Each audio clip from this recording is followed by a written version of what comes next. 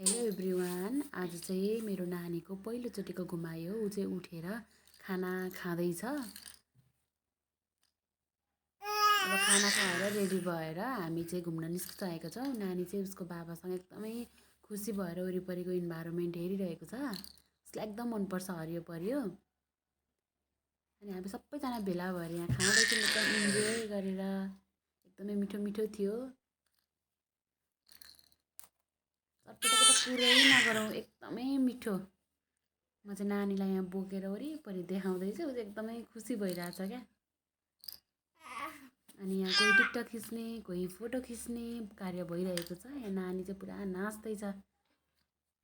म पनि यसो टिकटक बनाऊँ न त कहिलेकाहीँ घुम्न निस्किँदाखेरि भनेर म पुरा यहाँ टिकटकमा नाच्दैछु। खासै नाच्न चाहिँ आउँदैन, तर रहर भने चाहिँ एकदमै धेरै लाग्छ क्या मलाई।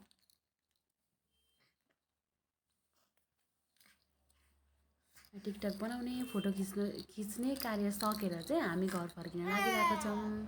Thank you. By by everyone.